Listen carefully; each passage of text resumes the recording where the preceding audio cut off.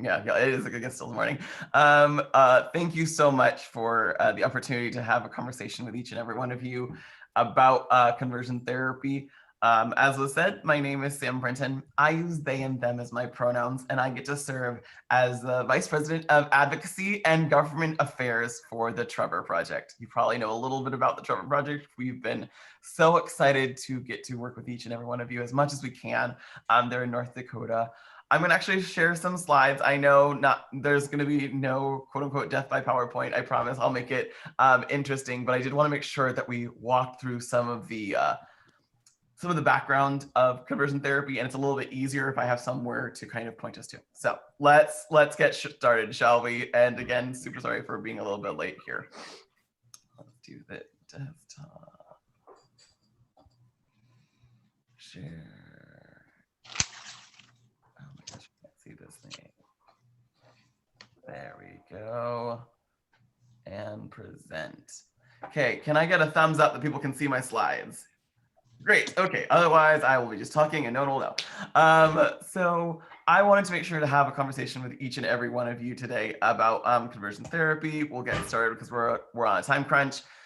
Pronouns still they and them, just in case you were wondering, and still VP of Advocacy. I have been at Trevor Project. Today is actually my anniversary. I've been at Trevor Project for 3 years.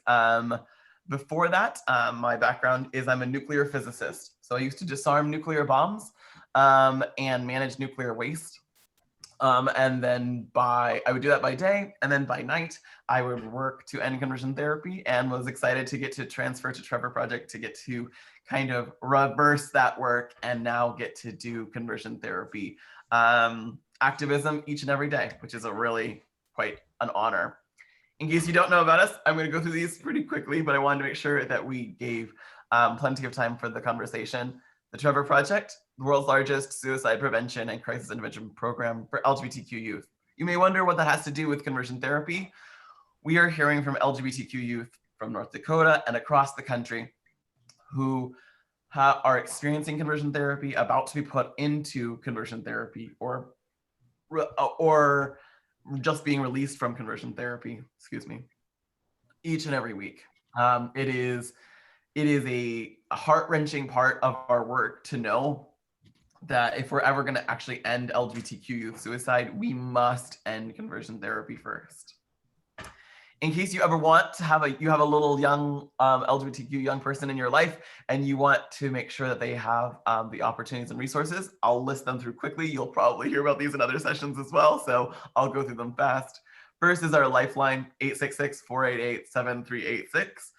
24/7, 365, we have a lifeline operating. Now, if you're a millennial like myself, not to be ageist in any way, shape, or form, but you can't remember phone numbers. And so we have now also made sure to operate a text and a chat system.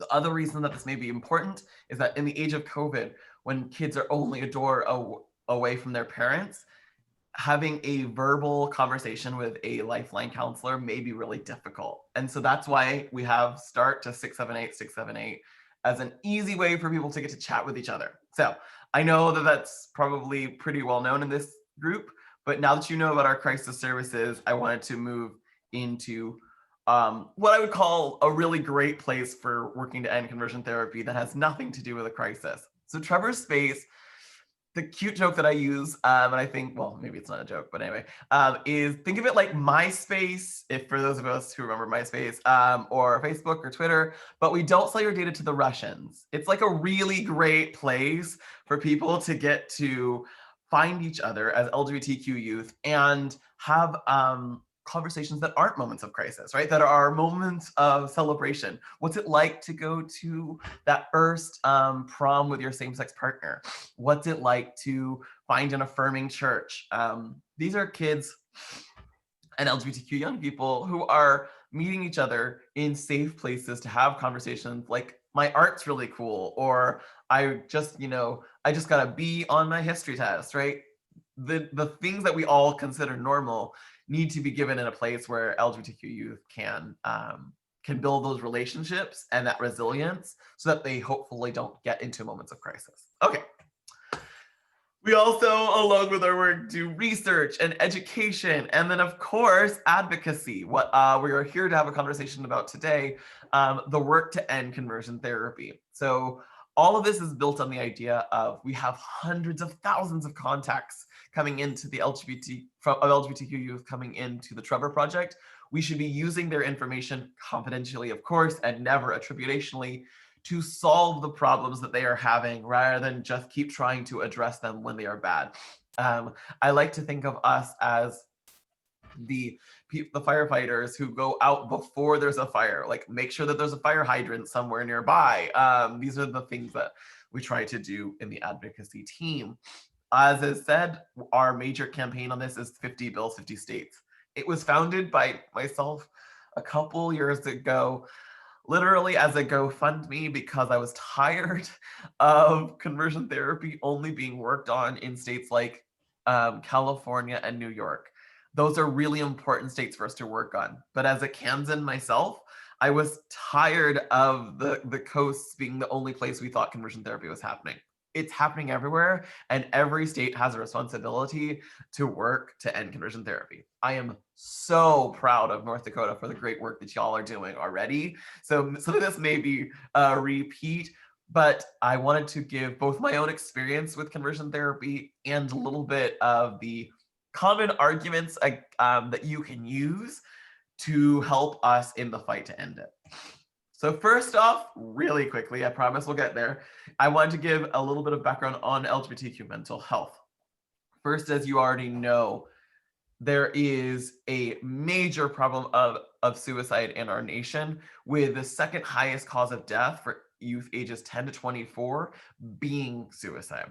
That rate has doubled for youth ages 10 to 14 in the last decade. And according to the CDC, 1 in 4 youth, not LGBTQ youth, because we are even higher, but 1 in 4 young people seriously considered suicide in just June alone. COVID has obviously exacerbated a really big problem.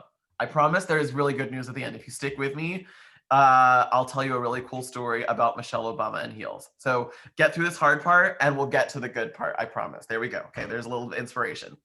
So if it's really bad out there for everyone, we already know LGBTQ youth have it even worse. So 40% of LGBTQ youth have seriously considered suicide, 71% clinical depression, including feeling sad or hopeless for at least 2 weeks in the past year. And the reason that this all connects to the conversion therapy work is that 10%, I repeat, 10% of LGBTQ youth have experienced conversion therapy, and those who've gone through it are twice as likely to attempt suicide as those who have not. So, sorry, my nose, all of a sudden.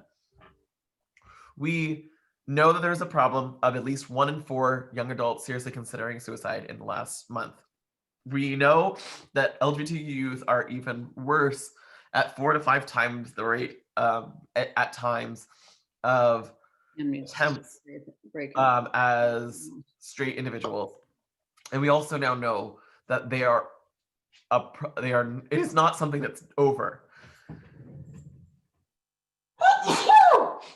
Okay, let's keep going. 10% of youth, again, having experienced conversion therapy, and that's a compounding factor. That's twice as likely to attempt suicide as an already group that's already attempting suicide 4 to 5 times as many times as heterosexual youth. So as a survivor myself, the easy math there is that's 8 to 10 times as likely to attempt suicide as a heterosexual young person. We have a lot of really important work, and it's happening all over the country. I think, again, really important for us to remember, this is just the youth in crisis. Let's be very clear. This is not 1.8 million youth who are experiencing conversion therapy, but 180,000 of these youth are most likely at least experiencing conversion therapy. So we have so many young people experiencing conversion therapy all over the country. This map isn't perfect, but it shows us estimates based on federal surveys and our national survey of where we see some of the major challenges that are going to be growing. You may be wondering, Sam, when are you ever going to get to conversion therapy? I promise I will, but it's really important that we have background. I don't like to just jump into something. I think it's important for you to be able to connect it to the issue. So we've heard about a resource. We've heard about LGBTQ mental health. We're going to now talk very briefly about COVID-19 and its effect, because that's going to help relate us to, as the last part, why conversion therapy is such a big problem. So first off, it's really important for us to remember that LGBTQ youth are experiencing not only the loss of the social connections that they had, aka GSAs or others, they're also potentially trapped in unsuspecting homes, with unsuspecting and abusive homes, with what we call physical distancing, many people call social distancing.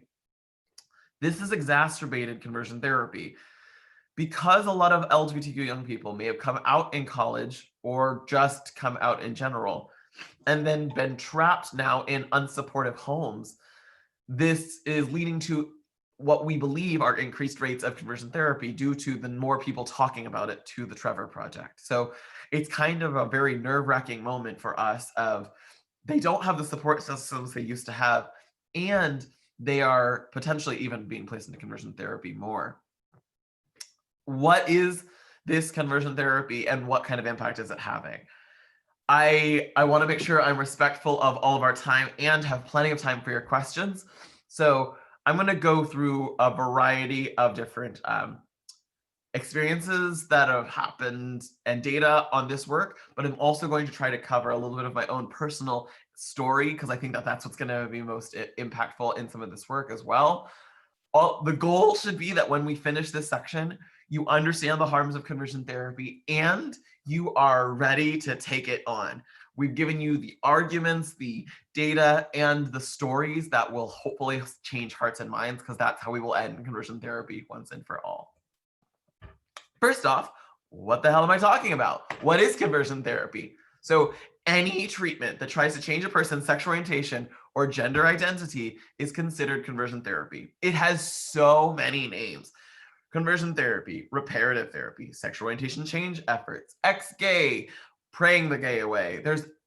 You come up with it at random, because there is no scientific consensus. So the reason people keep asking me, like, why is there so many different forms of this? Well, because there's no scientific form.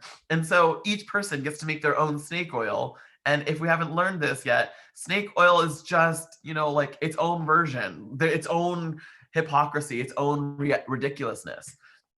And so not only is it not being effective and called these many names and trying this many different things, it's also extremely harmful. We're going to get to that a little bit later, but it's important for us to recognize that if you are actually in harm's way or sick, right? Snake oil not only wasn't helping heal you, was potentially killing you because you weren't getting the care that you needed.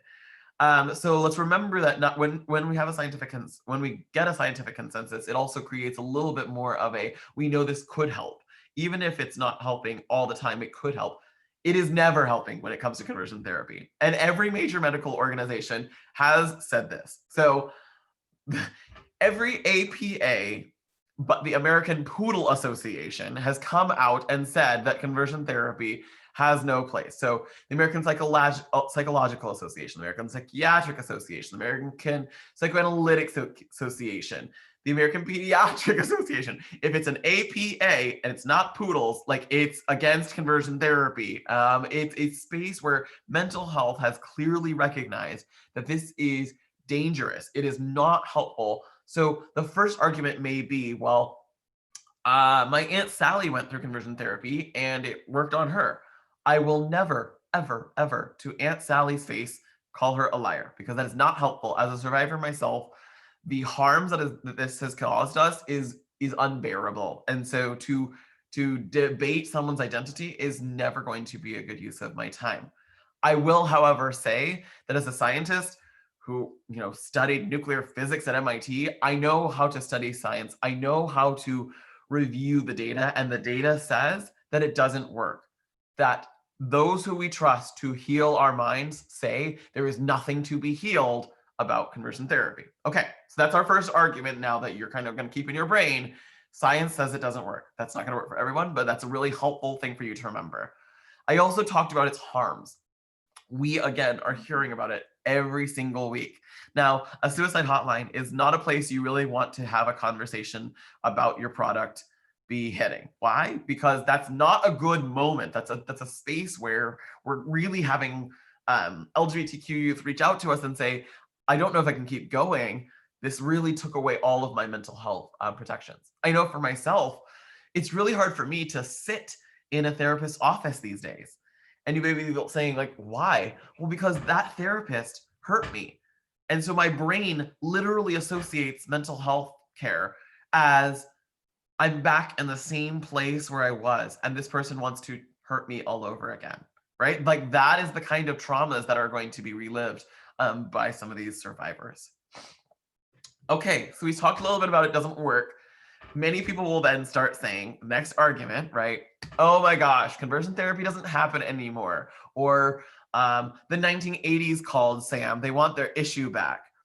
I remind them, and here's your cute little reminder for a person if that ever comes up, just because you don't see something doesn't mean that it doesn't exist. For example, there are tens of thousands of nuclear weapons still not disarmed, still pointed at our nation and at other nations around the world. You may not look at them every day. Well, you're in North Coast, you may look at them more, but you may not look at them every day, but they are still there. That is the same thing for conversion therapy. Just like a nuclear bomb, if it is still there, but we're not talking about it, it is still dangerous. 700,000 LGBTQ people have experienced conversion therapy in their lives. And that is growing by tens of thousands every couple of years. Why? Because again, parents are being told that this works, and youth are having no other opportunity, no other chance but to go through this experience. As I already mentioned, 10%. If 10%, okay, let's pause for a second and recognize that this is an example, not a reality, and it should never be a reality. We would never take 10% of people of color, put them in a camp, paint them white, and then tell them to paint themselves white every day for the rest of their lives. We should never do that. We should never do that. But we do never do that. And if we did, there would be an uproar of people. But 10% of LGBTQ young people are sent to a therapist and told to be straight for the rest of their lives, even though it is just as unlikely and unsuccessful and harmful. That is the what thing we are spacing with. Okay, so first is it works. Nope, every scientific mental health professional says it doesn't. Second, it's not still happening. Okay, you've got that one argued. No. It's definitely still happening. We hear from these people, and just because we don't see it doesn't mean that it's not happening here. And then we need to say it's not hurting. They may say it's not hurting anybody. These kids want conversion therapy. They want to be changed. Here's your argument back. And I'm sorry that this is a hard thing to talk about in the morning. I know, but I think it's really important for each of you to memorize this information. 42% of LGBTQ young people who've experienced conversion therapy didn't just seriously consider suicide, but made an attempt, which is a very rare thing. 42% made an attempt in just the last 12 months, not ever in their lives, which is where those earlier statistics may have come from. But 42% attempted in the last 2 months. If you are a trans or non-binary person like myself, that number increases to 57% in the last 12 months. My friends, I am sorry. It is not good to start a morning with some hard information, but that is the challenge that we're currently facing. It is definitely not effective. It is definitely still happening, and it is definitely killing us. We have lost generations of LGBTQ young people to suicide from conversion therapy. That's why we're doing what we're doing, and that's why I'm so proud of the great work that you're doing there in North Dakota. Before I'm going to leave this slide up, which I know is a little bit hard, but I do want to make sure that I tell you a little bit about my story and how it got to this point. So I am the child of Southern Baptist missionaries. I give that as a signifier so you understand that I traveled the world getting to share the love of God, and it was an astounding childhood. I have lived on every continent except for Antarctica, and no one should live in Antarctica. And I got to live in villages with people who were creating a written language. I got to, do inner city missions in Paris. I got to travel. I got to live in the Amazon. It was astounding, an astounding life sharing God's love. We ended up back in Florida for a time, and missionaries don't make very much, very, very, very much below poverty line. And so we would dig through the trash to find toys or things that have been thrown out and recycle them, basically. While digging through the trash, my friends found a Playboy. Now, I'm not going to comment how a Playboy was found in the trash of a missionary commune. You can make your own judgments about how that is. However, and as a total side note, because it's sitting right over here to my side, randomly this past June, I was actually the centerfold of Playboy with my clothes on. To be very clear, you're now getting talked to by a Playboy model because Playboy did a whole centerfold issue on ending conversion therapy. Okay, back to the real story at hand. If you'd like that copy of the Playboy, you can then tell your friends, like, I have Playboy in my house. There you go. Anyway, going on. Okay, as you have probably guessed, it is very hard for me to stay on topic. But on topic, we found a Playboy. All of my friends are very excited. I find myself so holy and righteous that it doesn't affect me. And I tell myself, I must tell my parents, this is clearly a sin. I don't know what they're doing. Oh my gosh, this is ridiculous. I tell probably with that exact flourish of my hands too. Ridiculous. I went and told my father. My father is so proud that I'm not tempted in this way. And I said, well, I sometimes have those feelings. I just have them when I think about Dale. Dale was the cute boy next door. I didn't realize I was coming out. I literally was just explaining that I was having those same feelings for another person. The trauma on my father's face was matched only by his fury. I would wake up in the emergency room, and by emergency room, I mean the doctor's office downstairs in the mission commune because we couldn't afford to go to the doctor, because I'd fallen down the stairs. My father had punched me so hard that I just blacked out. I would be abused significantly for many, many more times. And my mother would finally step in and say, I don't think this is working. He's just scared of you. We're not changing him. We're not professionals. We don't know what to do. She'd probably heard about conversion therapy through my church. And we went to a beautiful professional office, glass coffee tables, receptionist. I felt like I was finally in a place where I was going to be taken care of, not hurt.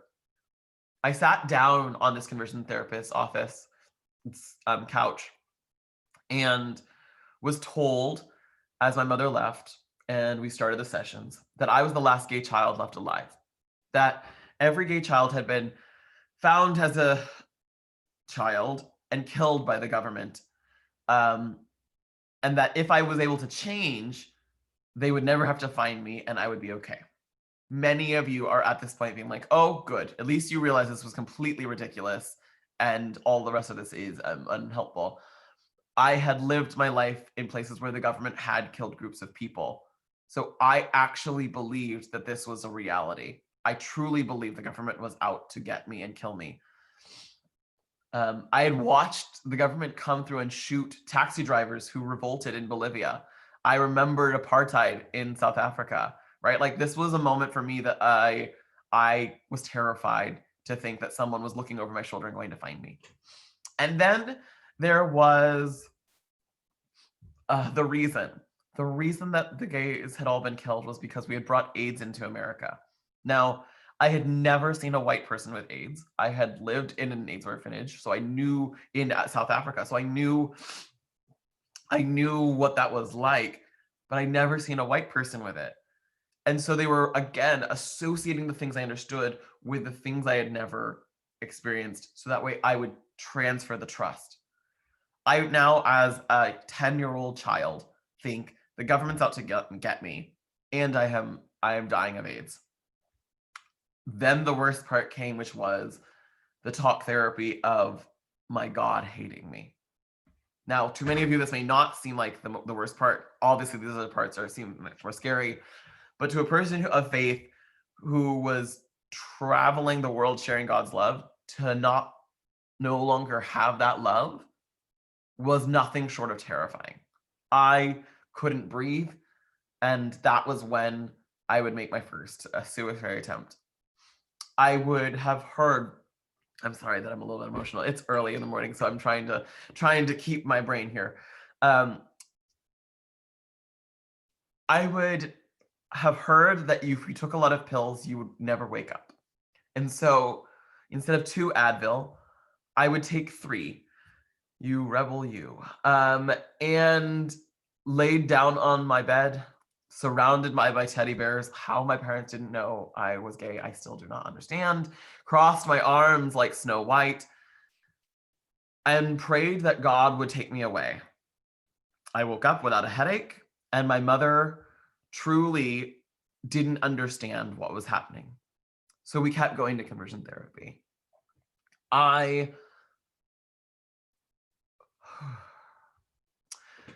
My hands would be tied down and placed in bowls of ice.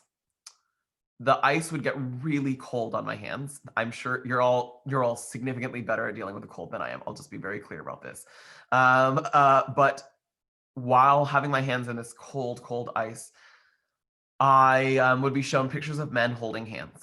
So I would associate the cold I was feeling with the images I was seeing. And then they would put wires around my hands in the next months with the heat turned on. The wires would get really hot, not burning, but just really hot. While pictures of men holding hands would be shown. But when pictures of men touching women were shown, holding hands with their girlfriends or wives, the heat would be turned off.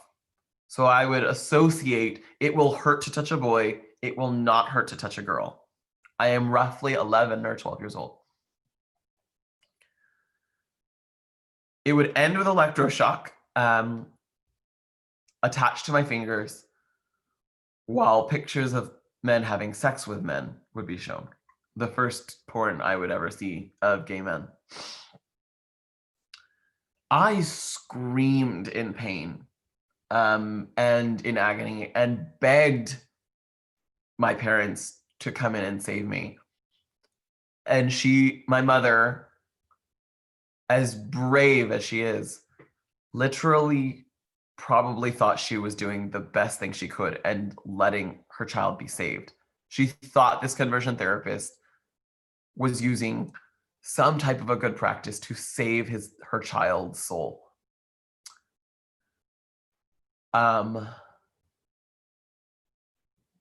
this day, some of the remnants of this, and the reason that I have some of these heartbreaking suicide stats up, is that I still feel a little bit of those shocks every single time I may hug or shake hands, which I guess after COVID may not be as often anymore, but with a person who I perceive as male. Because I was so young, my wires were literally getting formed at the same time. It's exactly why LGBTQ youth are so susceptible, is because they're young people, and so they can be molded and fashioned more easily. I need you all to take a big, deep breath and release. I know that's not an easy story. I know it's not. But it gets so much better kind of comment is what works here. We are crushing conversion therapy. What happened to me is no longer even remotely allowed in 20 states around America, and most of those states were all in the last few years. We are destroying an industry that preys on my parents' love and saying it does not work. We already said science. It does still happen. All of those 700,000, and again, the 10%. It is definitely harming us. you've heard about my story and the story of and the suicide stats of 57% of trans youth.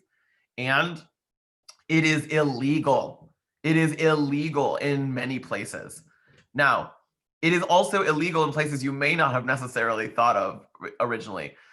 Multiple cities of Florida, Virginia, Utah, these are some of our latest and greatest successes in ending conversion therapy, because conversion therapy knows no political bounds. It is important for us to remember that hundreds of Republicans have voted to end conversion therapy. 7 Republican governors have signed these laws into existence along with the other Democratic governors. Like the work being done is being done to save lives and not about a specific place. What do these laws do? And I know that we're going to be very clear. North Dakota isn't actually looking at legislation right now. We're looking at regulation, but we'll talk about that in a little bit. The important thing about this work is multiple states have said licensed mental health professionals. So if you are a formal licensing board, you should not be practicing conversion therapy on a minor.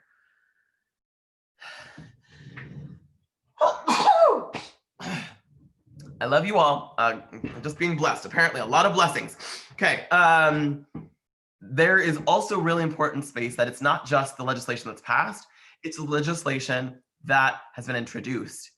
These bills have been introduced in 19 other states, including, like Idaho and Nebraska, Kansas, my good old home state of Kansas, Oklahoma. Oklahoma had its first pro-LGBT vote in its history with conversion therapy. Now, it didn't make it all the way through, but I'll repeat, a state that has had 26 at times negative bills against LGBTQ people had a positive vote for the work to end conversion therapy because it is recognized as awful. Now, I would tell you a really good story.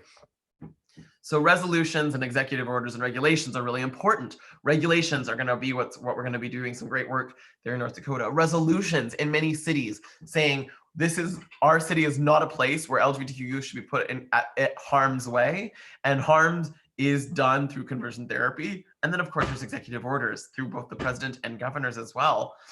The story that I told you, I do want to finally give you that you made it through, right? Let's talk about that wonderful story of the president and how the president relates to conversion therapy.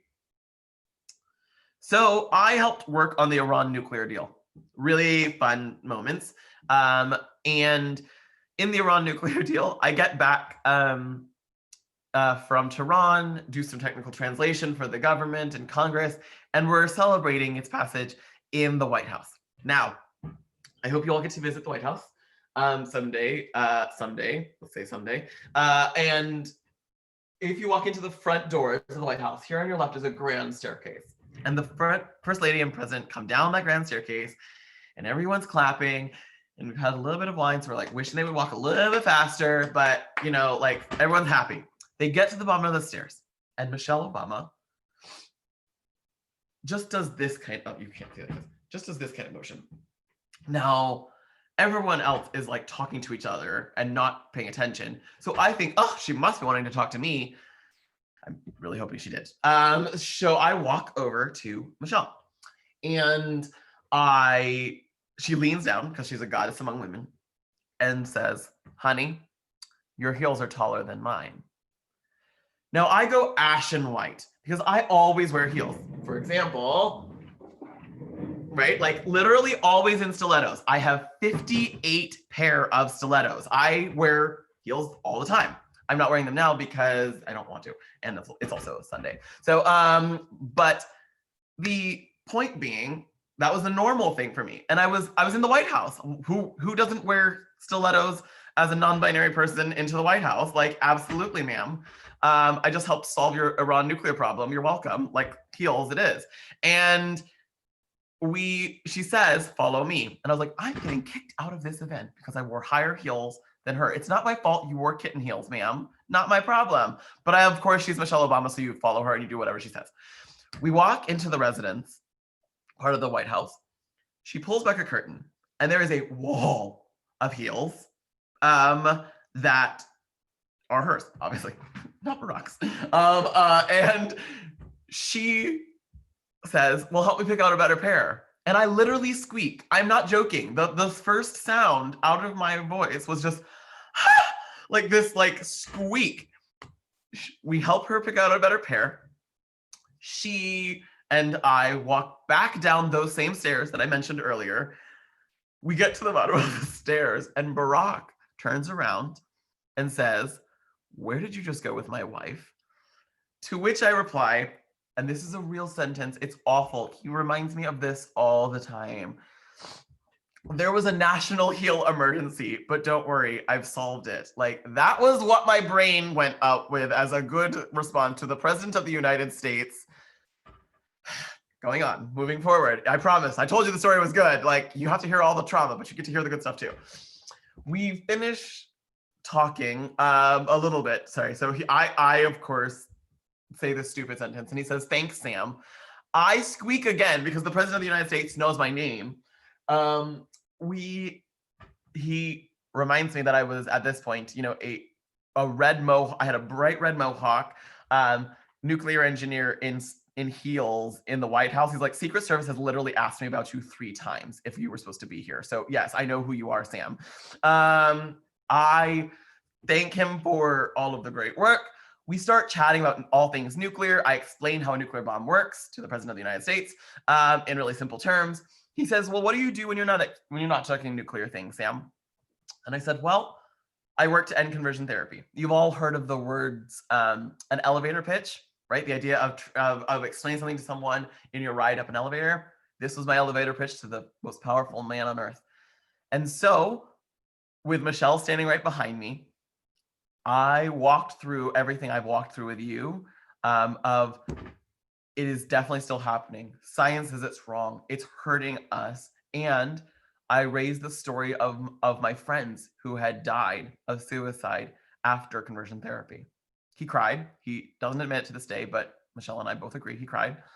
And 2 weeks later, front page of the New York Times, above the fold, President Obama came out against conversion therapy. It was a radically beautiful moment for me. And I don't mean to say it was just me. Let's be very, very, very, very clear, right? A lot of people have put in decades of work. The National Center for Lesbian Rights and Born Perfect are true and utter leaders in this space and had been doing so for longer than I'd been alive. It is an exciting moment, though, when the President of the United States is willing to understand that he may not understand everything and willing to call out harms when they are harmful. So that is a little bit about the work to end conversion therapy in this space. And you may be wondering, okay, Sam, I get it. Conversion therapy is bad. I may not be doing a lot of legislation here in North Dakota, but what can I do? What can I do? Well, don't you worry. I've got ideas for you. First, I need you to educate others. Many people believe this issue is not still happening because they don't talk about it. And you are not a survivor of conversion therapy. You may be. If you are a survivor of conversion therapy, I honor you and I'm grateful that you are doing the hard work of listening into some of these conversations. But if you're not, you can be an ally. I know there's allies even within our own community. As a bisexual, I wish there were more allies to the bisexual community in our community, but that's a whole nother topic, not for today. So the point being, I believe allies can educate allies. That it puts less stress and less pressure of me talking about my friends dying on myself and more pressure on those around us who can make a big, great change. That's a big thing. Just educate others of what you've heard today through social media, through conversations, through anything that you can do. Make sure that you keep this conversation going. Keep the conversation alive. Second, you can volunteer. You heard about the LGBTQ youth who call us. North Dakota would be an astounding place for us to make sure we have volunteers who can answer those calls. I am proud to say that the text, the chat, and the lifeline can be done anywhere, literally anywhere. And we are ready to help you save lives. You will have a strong supportive training, and then you'll be able to legitimately measure your weeks by the number of lives you've saved. Isn't that awesome? Okay, so that's another opportunity. I totally get you're all busy. Love you all. Thank you all so much for even having me here. We're almost there to questions, so be thinking of your questions right now, but I'll move into last bits of things that you can do. Public education is more than just what you know. It's making sure that we get it out there. Op-eds. Op-eds are all about making sure that the conversation reaches newspapers. Yes, people still read newspapers. Please stop telling us millennials that we don't read newspapers. We do. Like, there are still people who will read this, and you have the opportunity to make sure that they understand that it's still happening. It's really important. Second is testimony, whether it be a regulation or a public education moment.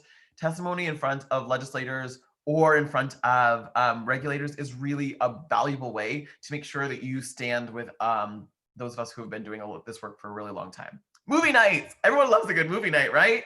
Boy Erased is the movie right here. I got to help, my good friend is the writer of the book Boy Erased, which has now been turned into a movie. I got to walk the red carpet of the Oscars for Boy Erased. It's a truly astounding film where you get to see another story, one of the other 700,000 conversion therapy stories. Now, it is emotional roller coaster. One of my great wins on this space is that I got to make Nicole Kidman cry, right? Like, so when you want to see Nicole Kidman cry, you can watch Boy Erased, but know that it is a heartbreaker. And then, of course, churches. I'm a person of faith myself. Each Sunday, I am now Zooming into church because it's really important for me as a person of faith to be in community with other people of faith. That's not for everyone, totally get that. But if you're involved in a church community, being engaged with them and letting them know that this is still happening in their name, right, can be a really powerful space. And then, of course, last but not least, be a safe place. When you heard and introduced me, and when I gave my introduction, right, you heard something small, but it was actually a signifier to give you a way to make a safe space. Safe spaces are not just rainbow stickers, although those are super important. They are our pronouns. So when I introduced myself, I said, my name is Sam Brinton, and I use they and them as my pronouns. You'd be surprised, but no matter who you are, you can support a person's pronouns and save a life. That makes a safe space. LGBTQ youth, and specifically trans and non-binary youth who have their pronouns respected, are half as likely to attempt suicide as those who do not. So by doing a rainbow sticker, a movie night, a proper pronoun usage, or volunteering, you get to be part of the work to end conversion therapy. These are a bunch of our resources. I'll make sure all of these are available to you via a link, so don't you worry. But I want to make sure that you knew we had a variety of resources. Last but not least, I always have homework because I went to MIT, and in MIT, never leave them without homework. So if you have a phone readily accessible, if you text the words Trevor, TREVOR, to the number 40649. I see some of you doing that. You're awesome. If you're not, I work for the government. I can track you. So fine. Just kidding. I love you all very much. Okay, so the words Trevor, TREVOR, to the number 40649. You'll join the world's largest campaign working to end conversion therapy. More than 60,000 people have sent messages, have called into their legislators. I will never ask you for money because that's not my job. My job is to make sure we end conversion therapy, and the campaign by texting Trevor to 40649. Yay! I see people showing me. You're so great. Your homework, I will no longer track you all. Oh my gosh, look at all of you. So great. So text Trevor to 40649 and you'll be a part of our campaign. That is all. I'm going to stop sharing my screen. I'm going to breathe for 5 seconds, and then we'll have some time for question and answer. I believe we have some time for that. So thank you so much for this opportunity, and thank you for doing your homework so quickly. Oh my gosh, I see all these messages now too. Okay, wow. Okay, Alex, do you want to do questions? Maybe you've seen them, or can I just kind of do it myself, open up for questions? How would you like us to do that? It's up to you if you want to open it up, or I can read the questions, whatever is easiest for you. I will just do it. I'll save you. I'll give you a little bit of relaxation time, Alex. You deserve it with all the great organizing that you've been doing here. So if anyone has any questions, you can either just go on unmute, and I'll happily answer it. Or if you want to put it in the text chat, I will try to read really, really quickly. I do see one here already, which is what was the movie title? Welcome to Sam moving way too fast. I apologize. The movie title is Boy Erased. BOY erased, ERASED. So I like to think of conversion therapy as the erasure of my people. And I think Boy Erased was a really ingenious way of taking that on. I see another question directly following it on, is there any treatment to undo the conversion therapy that has been formalized, approved by any APA, not poodles? I love you. I love you for actually using my joke. Thank you. No one ever does that. This is the first time someone's asked it with a joke. You're the best in the entire world. Okay, moving forward, which was, is there any treatment to undo the conversion therapy that has been formalized? No. The short answer is no.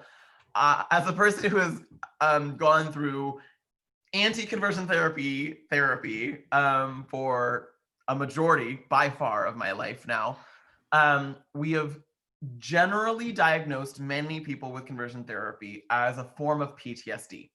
So it is a form of PTSD. So things that work on those who have experienced PTSD may work with people who are survivors. There is no formalized response. APA, the American Psychological Association, for example, put out a report of it being ineffective, but they have not said anything other than affirmative therapy. Affirmative therapy is helpful, but the problem is that affirmative therapy, for many survivors like myself, will sound like what the enemy was supposed to say to you. So here's an interesting problem. I can't sit on a couch right now with a therapist because that is associated negatively back as my battlefield, to put it in PTSD terms, right? That is my battlefield. So I cannot sit on a couch. I also cannot be in the first few sessions told that being gay is okay. Now, clearly, let's be very clear.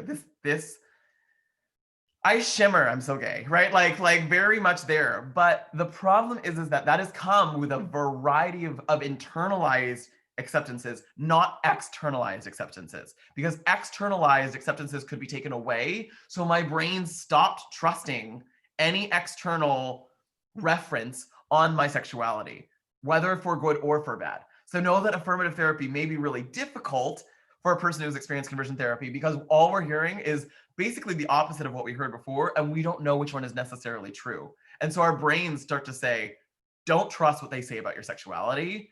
You need to figure out yourself. And that can be really harmful, because then we don't have a support structure like some of you great mental health professionals in the, who are here with us, who are doing that kind of work. So I just want to make sure that I provide. The short answer is no, there is no one size fits all.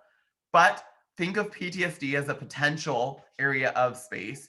And if you have thoughts on this, I'm going to put my email address down here in the chat.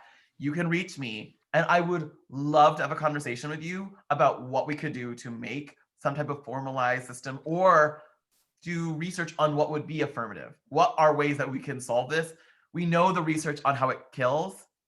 Wouldn't it be great if we had research on how we could save those whom it is hurting so bad? So I'm going to put my name, my email address over here. And then I see we only have 3 minutes. I'm sorry, Alex. So I went a little bit over, didn't get enough time for questions. So I'm going to do my best to get through 1 or 2 more of these questions. And then I'm always available via this email address for more, if I would have started on time, because I was bad, but Alex didn't yell at me. So thank you, Alex. Okay, awesome. Movie title, APA, amazing. Church. Okay, I see a question mark. I'm looking for question marks. So an ally being present in church is so uncomfortable. As an ally being present in church is so uncomfortable sometimes. But what would you have as a church example of one that has formally banned conversion therapy, or is again conversion counseling in their church? Okay, so I love difficult churches. Like, it's my jam.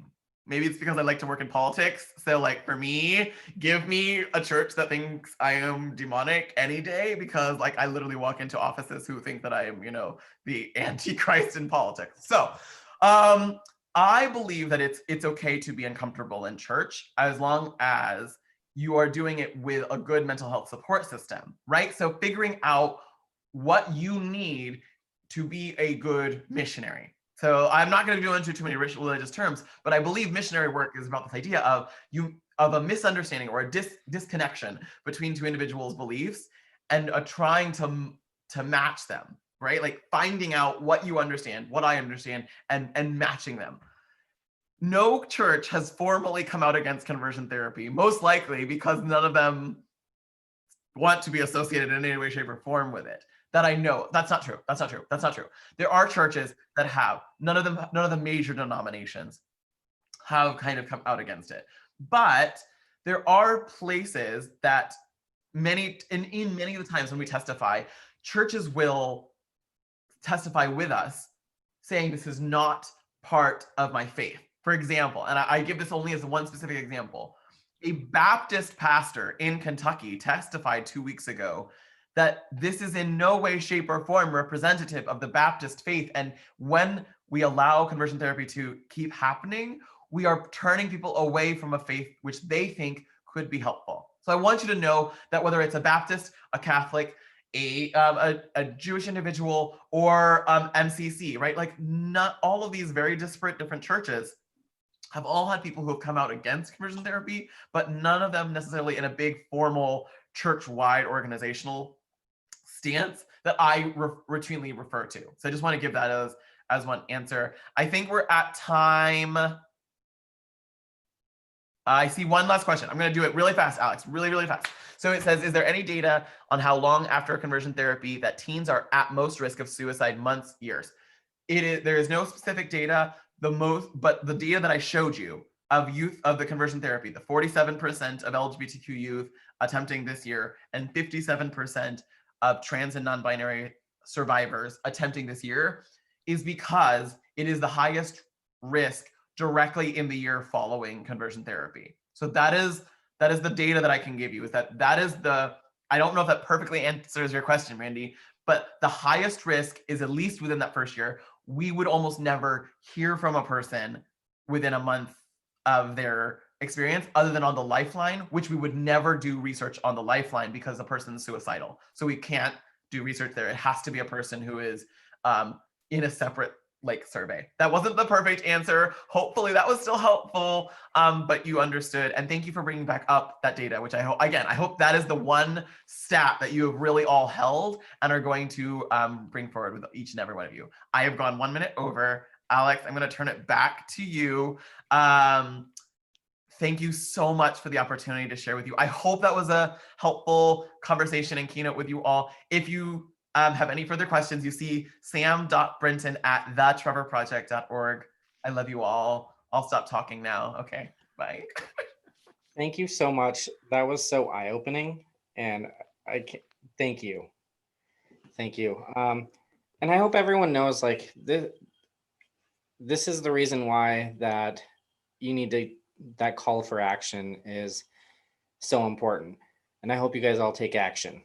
This is the time. This is the motivation. Thank you so much. That was really touching, and thank you.